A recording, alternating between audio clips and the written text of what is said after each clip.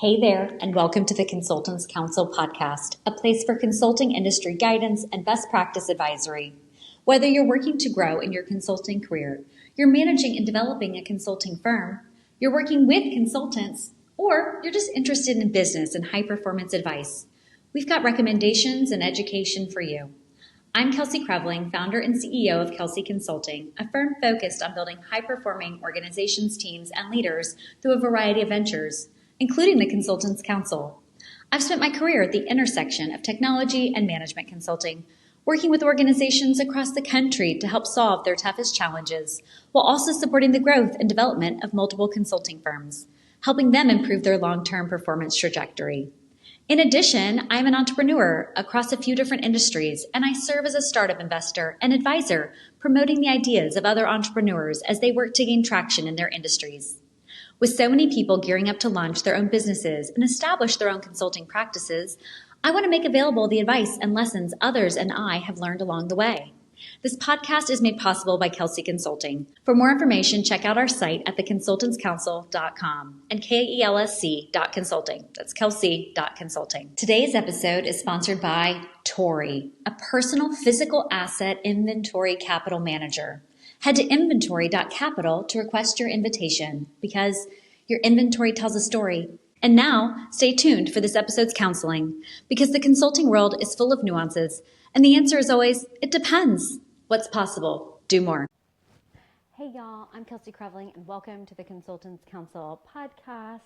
Today I want to cover a subject matter that I think people intrinsically know about themselves, but maybe don't know how to describe it, or they've never really thought about their skill set in this way. But once you do, it can really make a fundamental difference in your career path, in the types of opportunities you pursue, in how you shape the projects and activities that you take on, and how you engage with clients and in your own work. So let's get into it. So what am I referring to? It's really the delineation in what you enjoy doing, and that will help you determine what types of projects and efforts you take on. So something that I've noticed and observed throughout my career is that there are people that are really great at leading other people. They enjoy it. They enjoy kind of surveying the landscape and seeing how other people function and what we need to do and how we need to get it done and making it happen. And that's awesome. We need those people.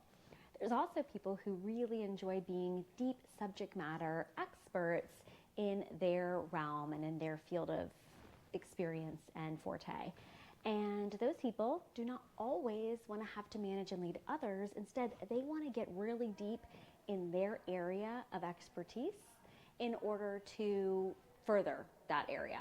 They like being a subject matter expert. They like being at the top of their game in that area. And as a result, they want to be able to do that without having to necessarily manage others in order to progress and grow in their career. So whether it be in a software company or in a consulting firm, we need both sets of these expertise. We need the people who want to really be subject matter experts, who want to excel in their craft and in their area of expertise, but who don't necessarily want to have to be responsible for managing the development of other people.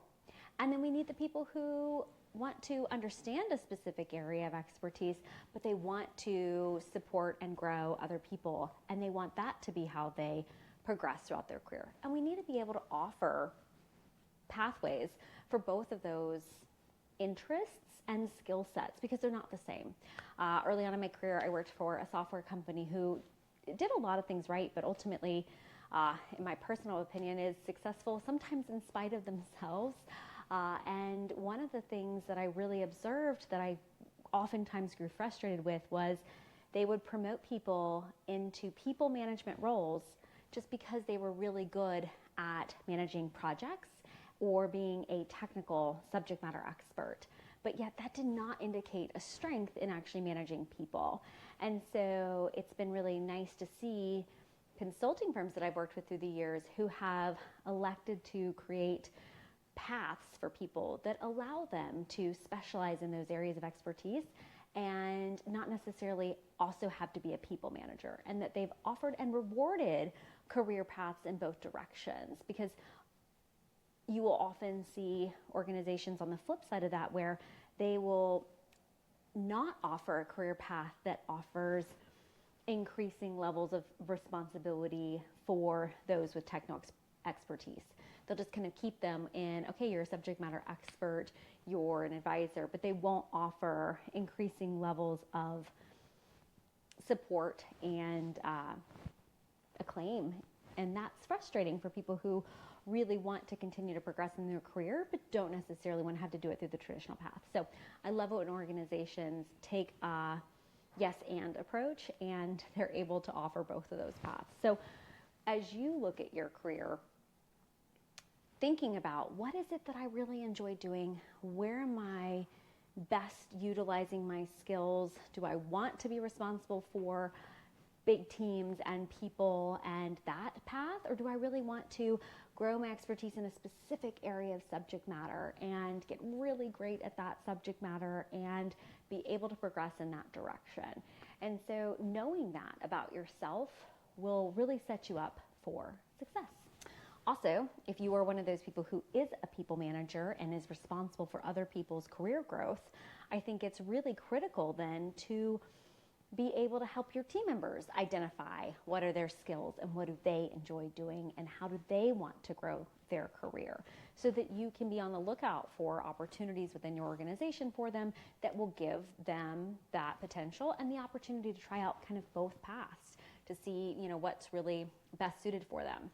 And this doesn't mean that if you want to be a technical expert, somebody with a technical subject matter expertise, that you can't also find avenues and opportunities to manage people. There's certainly those paths that exist within different organizations, but it's just really a matter of understanding where you feel like your skill set is going to best be suited.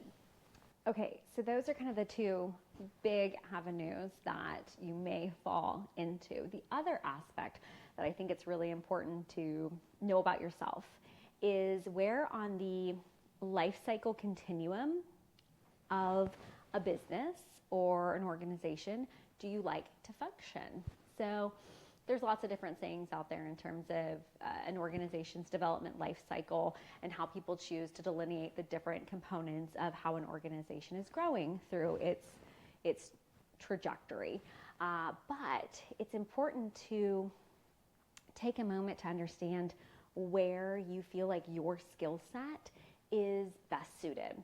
So, for example, for me, I love working with organizations at 0 to 1, right? So I enjoy building organizations, and that means going from complete concept, just the figment of an idea, and taking it and running with it and just blowing it out, figuring out all of the marketing, the sales, the product, the delivery, the launch plans, and the software technology, and the internal operations, and the team structure, right? I love taking just an idea and turning it into reality. I thoroughly thrive on being able to do that effectively, and that brings me great joy. However, where else in the life cycle do I enjoy working, and do I feel like my skill set is a match?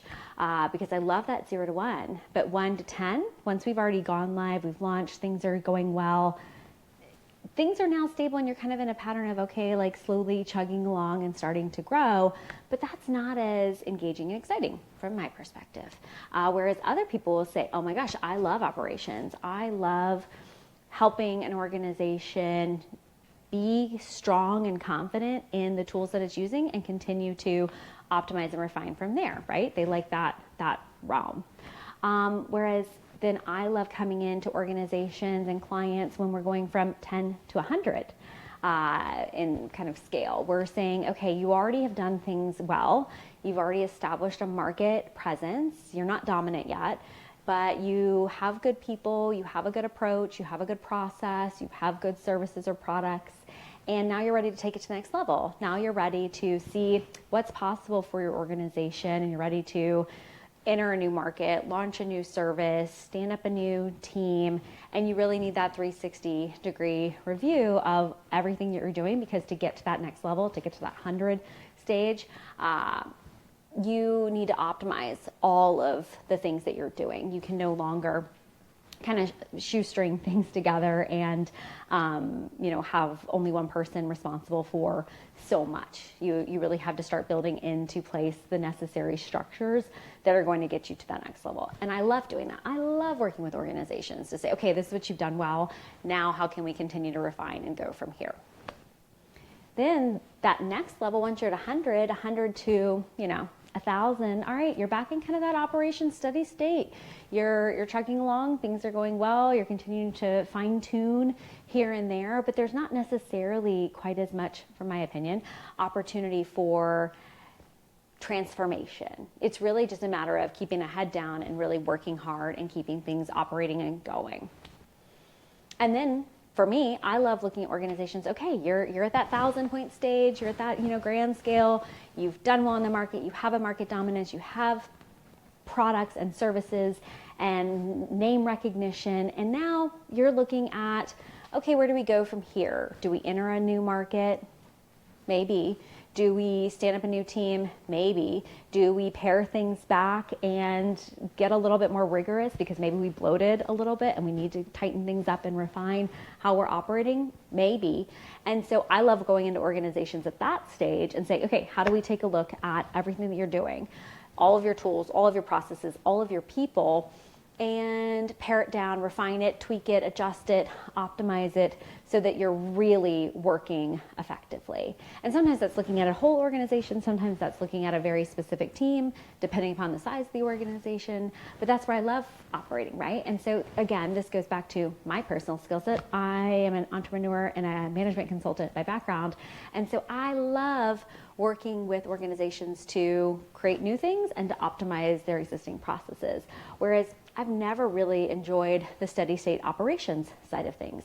And that's probably also baked into my background in software technology. I worked as a system implementer, right? So I was implementing new technology in the face of major organizational change. And so you'd be working with an organization, you'd be standing up a new system, you'd be optimizing that system, and then you'd be moving on, right? You gave it back to the organization and said, okay, it's yours to run and utilize.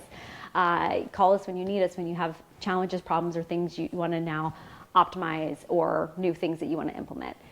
And so knowing that those are my skills means I know what not to go for. I know what clients not to work with. I know what not to take on.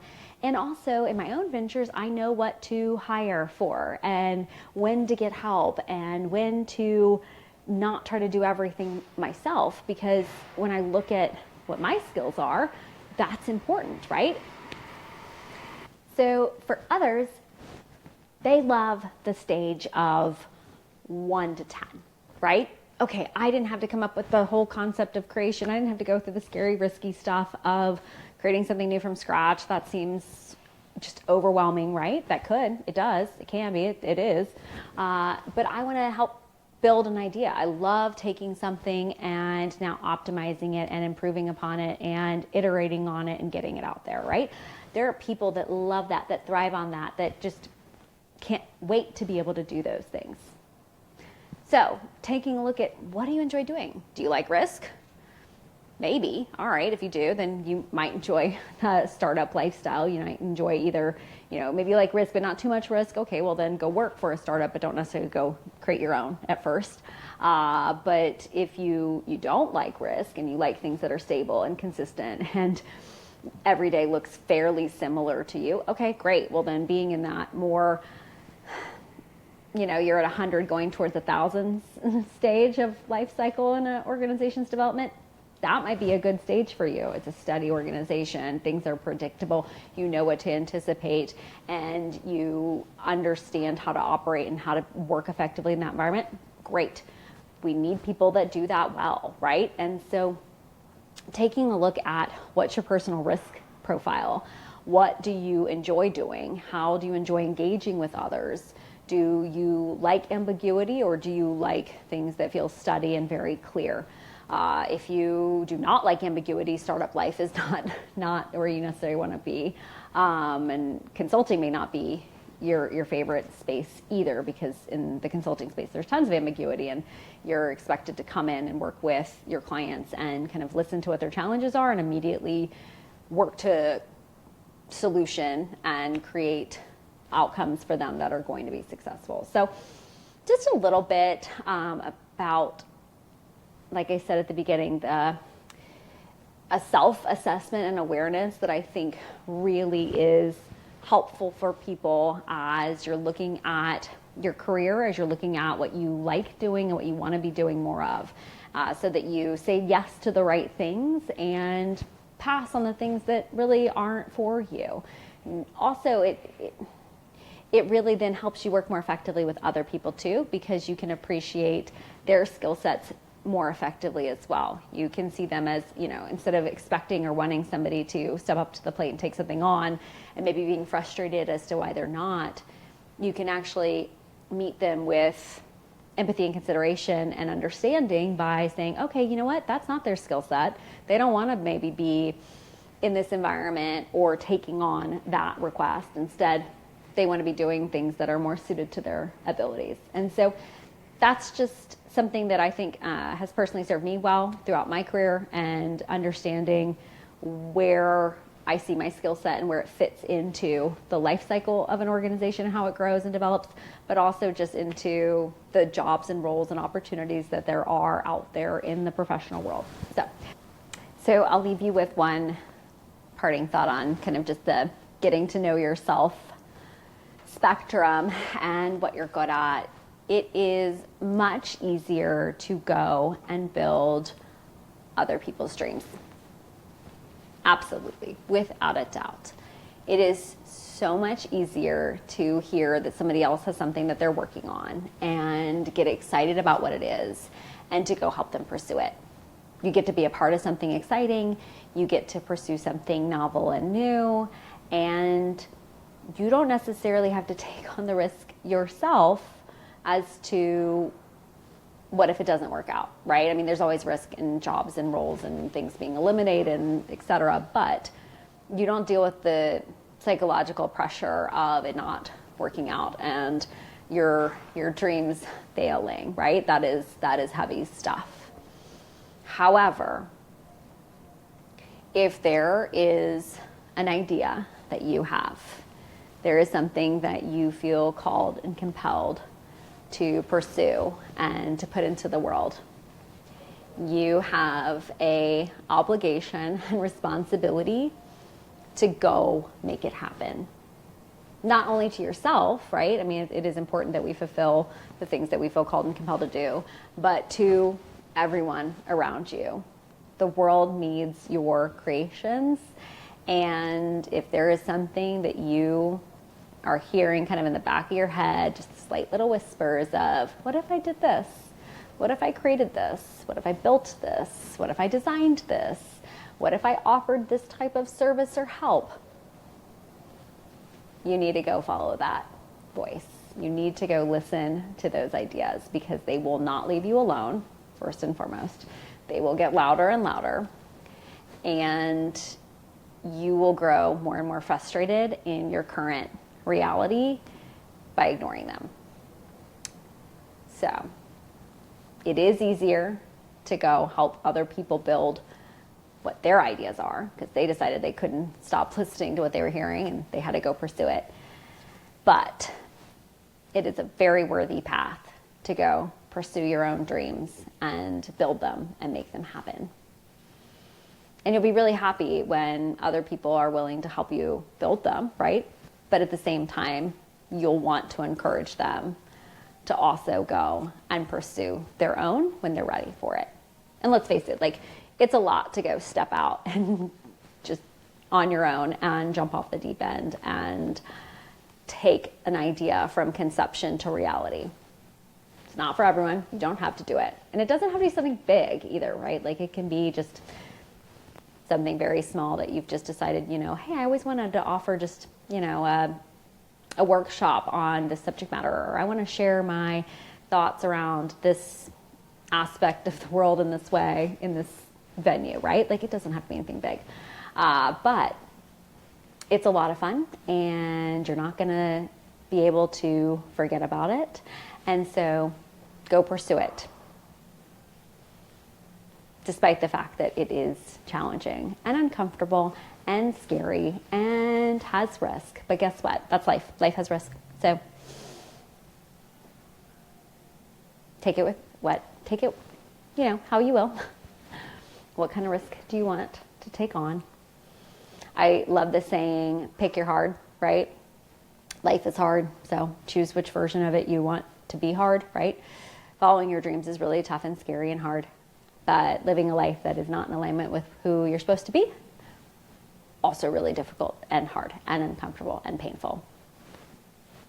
So take some time, if you feel called and compelled to just evaluate what are your skills, what do you enjoy doing, where do you want to be, what feels good to you, and then outline where in the life cycle of organizational development do you feel like you thrive, and then tune into any ideas that kind of come from that, anything that you feel like you're meant to be putting into the world. And if there is something, well, I will be the first to celebrate your idea and that you choose to pursue it. Actually, a great example of somebody I know who has chosen to pursue their dreams. I'm so excited for them. And it's a dear friend of mine for almost 20 years now, which is crazy. But finance professional, she's actually been on the podcast. And she, this past summer, chose to depart from her full-time role and go out on her own. She's now consulting in the finance space, which is so exciting. But her family has always had a jewelry business. And she had the idea to have her own custom kind of edit for it with her own take on curation and specific pieces. And so this is from her new shop, Turquoise Tammy. It's really cool. I'll link her in the show notes, but really neat what she's doing. And it's something that she's always had an idea to do, always wanted to do, but never had the time to pursue. She's got 2 little ones. So it's really exciting to see what she's putting out into the world. And so I think the same goes for each and every one of us, that if there's something that we feel called and compelled to pursue, we have an obligation to go put it into the world, because you never know where it can take you. You never know what doors it's going to open, who you're going to meet, and what opportunities are going to present themselves as a result of you trusting that intuition and that desire and that kind of urge to pursue something new and different. So I hope that this is helpful as you take a look at how you want to map out what you pursue. And that's a wrap on this episode of the Consultants Counsel. Thank you so much for your interest and engagement. Let us know what you'd like to learn more about by writing in to info@theconsultantscouncil.com. Thanks to Kelsey Consulting for facilitating this podcast, and thanks to Tori for sponsoring this episode. To learn more about how Tori can manage your personal physical assets, head to inventory.capital. And with that, cheers and all my best. Have a great week. And remember, what's possible? Do more.